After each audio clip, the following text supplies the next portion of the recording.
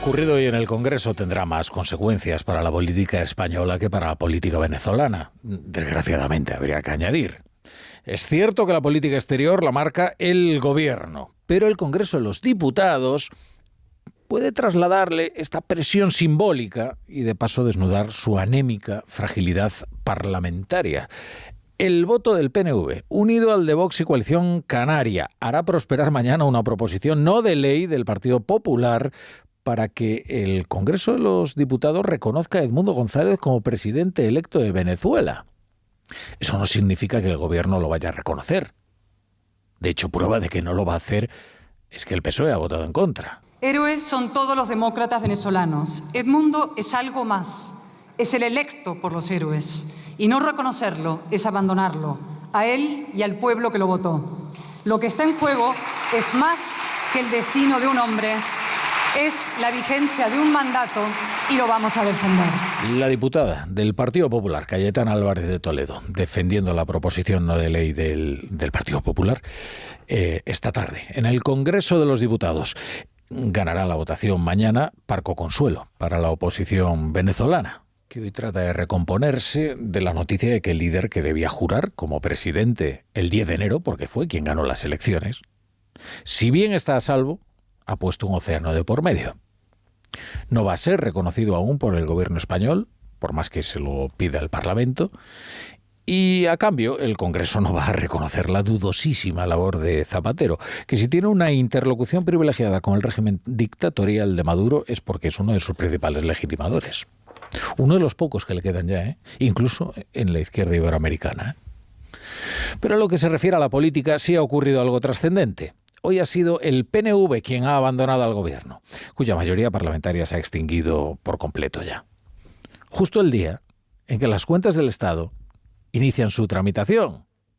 Poco prometedora, porque si han aprobado el mismo techo de gasto que ya les había tumbado el Congreso y aún tienen mayor fragilidad parlamentaria, ¿qué visos de éxito tiene esta operación?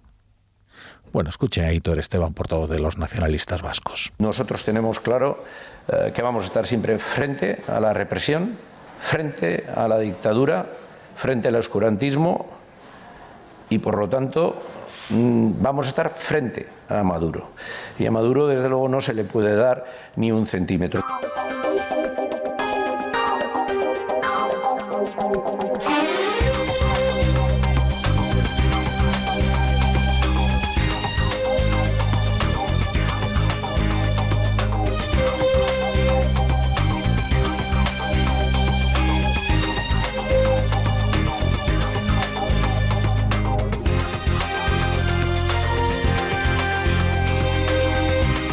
Bienvenidos a La Brújula. Si se incorporan a esta hora a la sintonía de Onda Cero, Pedro Sánchez ya ha asumido que ha perdido la mayoría parlamentaria que lo sostiene. Esto era previsible. Era previsible ya la misma noche del 23J. Cuando Pedro Sánchez exclamaba, ¡somos más! ¿Pero quiénes? Esa mayoría transideológica de nacionalistas enfrentados entre sí era un espejismo que solo ha servido para la investidura y que solo se sostenía mediante la amnistía y la cesión. Solo ha servido en realidad para investir a Pedro Sánchez y para que los independentistas se cobrasen algunas piezas. Desde la amnistía, el concierto fiscal en realidad fue para investir a Salvador Illa. Pero mientras tanto, repasen ustedes el pacto con Esquerra, desde el traspaso de las Rodalías hasta tantos asuntos. ¿Y ahora qué? Pues lo sorprendente es que Sánchez ha reconocido ante su Comité Federal que le da igual. Dice que seguirá gobernando con o sin el concurso del Poder Legislativo, lo cual en el mejor de los casos es una bunkerización y en el peor de los casos es una barbarie. Da vértigo recordar hoy cuántas veces se ha repetido desde el gobierno y voceros afines que la derrota electoral no había sido tal. Porque aunque no fuera el más votado, Pedro Sánchez sí había conseguido una mayoría parlamentaria para ser investido, de ahí su fuerza, que estaba en el Parlamento.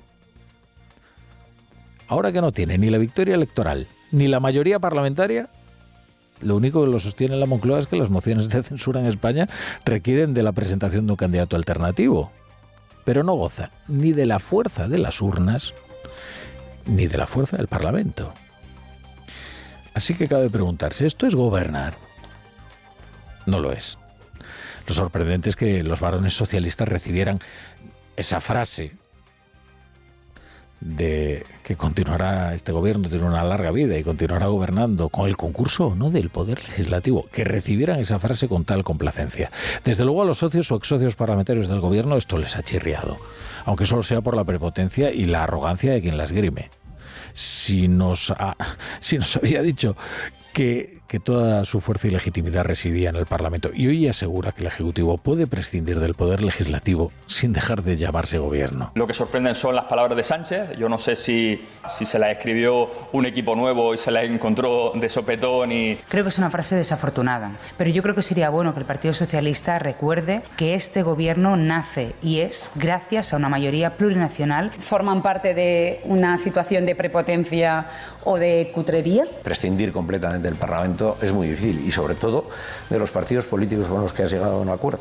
Estas voces que escuchan, que parecen de la oposición y quizás ya se puedan contar entre ellas, eran socios parlamentarios del gobierno, al menos el día de la investidura de Pedro Sánchez. Claro, ¿para qué sirve una investidura si no inaugura una legislatura? ¿Para que alguien pernocte en la Moncloa o para que se haga con una agenda internacional de pato cojo, muy vistosa y trotamundos? Que es lo que está haciendo Pedro Sánchez, que hoy está al otro lado del mundo. Fíjense ustedes qué cargada tiene la agenda internacional. Cuanto más débil es en la política nacional, pues más busca su lucimiento fuera, en giras en el extranjero. Cuanto más lejanas, mejor. Hay otra derrota política que le imprime una gran presión al gobierno, porque Alberto Núñez Feijóo ha pactado con el presidente canario Fernando Clavijo un plan migratorio. El documento firmado por ambos pide trasladar a migrantes a otros países europeos, desplegar a la policía en las rutas de tránsito y un fondo extra para las comunidades autónomas. Esto ocurre después de que Clavijo le declarara la guerra al gobierno central por la falta de una política migratoria, que es lo que ha provocado en Canarias una terrible sensación de abandono. Claro, los nacionalistas suelen ser especialistas en exhibir su agravio, pero es verdad que hay comunidades que pueden sentirse justamente agraviadas y lejanísimas del poder central, y Canarias es quizás la que tiene razones más poderosas para ello. Recuerden que una vez que se han desbordado los servicios de acogida en Canarias, el gobierno de Clavijo inició la instalación de unas carpas en el Hierro, en el puerto de La Estaca, para tener un sitio donde cobijar a los menores no acompañados que llegan a la isla en espera de que el gobierno se haga cargo de ellos, porque esa es la guerra de Clavijo, que el gobierno central asuma su responsabilidad sobre los menores migrantes, que no aplica aquí el criterio aquel de la cogobernanza, ¿se acuerdan?, con el que se sacudía las responsabilidades en la pandemia y ponía toda la responsabilidad en las comunidades autónomas. Porque así es muy fácil gobernar, uno se sacude todas las competencias y todas las responsabilidades y bueno, que sean los gobiernos autonómicos los que resuelvan. Un acuerdo con la voluntad de negociar, no es ni una proposición de ley, sino simplemente es un documento con un amplio consenso que será remitido al gobierno de España y que obviamente, como en todas las negociaciones, será objeto de que se produzca esa tan demandada sentada con el gobierno de España, siendo conscientes de que hay una propuesta con un amplio apoyo. El documento que ha pactado con Feijóo, Clavijo, el que escuchaban, contiene nueve propuestas. Los puntos principales de ese documento son un fondo de contingencia para tratar a los menores hasta la edad de emancipación y el compromiso financiero de la Administración Central. Es decir, que el Estado asuma la gestión y financiación de menores no acompañados cuando las comunidades vean sobrepasada su capacidad de acogida. No vamos a dejar sola a Canarias y Canarias no puede pagar la inexistencia de política migratoria del gobierno central. Solamente hay eslogans o repartir el problema entre comunidades autónomas. Digo que es una política migratoria inconsistente porque vamos de bandazo en bandazo y también añado que es una política migratoria irresponsable porque el gobierno central no cumple con sus competencias exclusivas. Y hoy es uno de los grandes días para la campaña de las presidenciales en Estados Unidos. I'm not supposed to be here tonight. Not supposed to be here. Yes, you are. Yes, you are. But America, we are not going back. That is the laugh of a crazy person. That is the laugh of a crazy. It's the laugh of a lunatic.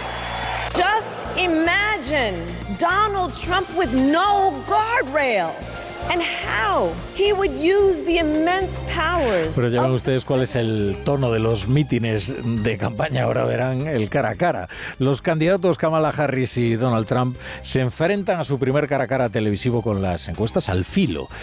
La media de las encuestas habla de una ligera ventaja de la demócrata, que ha conseguido, sin duda, revitalizar la campaña del Partido Demócrata que languidecía mientras Joe Biden continuaba con sus lapsus y sus viajes astrales.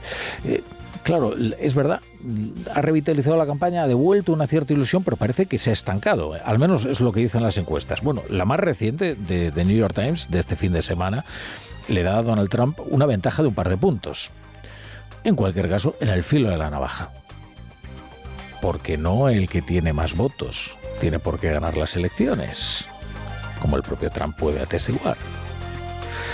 Los debates electorales en Estados Unidos mueven votos. ¿Es verdad? Es curioso cómo dos candidatos tan distintos, tan contrapuestos, pueden todavía provocar indecisión en los votantes. Porque, bueno, hay otros duelos electorales en los que uno entiende que un votante no sepa por quién decantarse. Pero, hombre, entre Kamala Harris y Donald Trump, yo entiendo que un votante de Kamala Harris, antes de votar a Donald Trump, se iría a la abstención, ¿no? Sería entre la abstención o su candidato, pero es muy difícil imaginar el viaje político que puede sufrir en una campaña un votante de Kamala Harris o de Donald Trump y que le lleve a la orilla contraria, ¿no? Bueno, pues ocurre, hay indecisos en Estados Unidos. Los registran en las encuestas, hablan en los medios de comunicación y a menos que les mientan, confiesan que van a esperar a escuchar lo que tengan que decir los candidatos para decantarse. Suena increíble, pero es así. Recuerden que fue un debate lo que acabó con Joe Biden, ¿eh? Sí, los despistes eran persistentes, sus lapsus eran constantes, sus viajes astrales eran clamorosos, pero no fue hasta aquel debate agónico en la televisión que se encendieron las alarmas. Hoy la situación es distinta, porque en la campaña demócrata consideran que la liturgia beneficia a su candidata. Por eso se empeñaron en... Esto parece un detalle, pero no lo es. Se empeñaron en que los micros estuvieran abiertos mientras intervenía el otro candidato. Esto formó parte de la negociación. Todo se negocia en los debates. Querían que se escucharan las interrupciones. Y creen que a Kamala Harris le funcionó muy bien en su día lo de estoy hablando, con la forma tajante con la que cortaba Mike Pence en el cara a cara de vicepresidentes en la anterior campaña, sus continuas interrupciones. Por otro lado, los problemas de Trump con las mujeres, pues, en fin, se adivinan como otro factor que puede decantar el debate. Sus faltas de respeto, la forma despreciativa que tiene de dirigirse a las mujeres en general, a ella en particular, los insultos que le ha brindado a la candidata pueden despertar una cierta empatía. En fin, la ciencia de los debates. En cualquier caso, en Estados Unidos la política es espectáculo y una de sus ceremonias más deslumbrantes es el debate entre candidatos. Hoy, a las 3 de la mañana, hora peninsular, primer debate como candidata presidencial de Kamala Harris y primer cara a cara entre Harris y Trump. En Onda Cero, La Brújula, Rafa La Torre.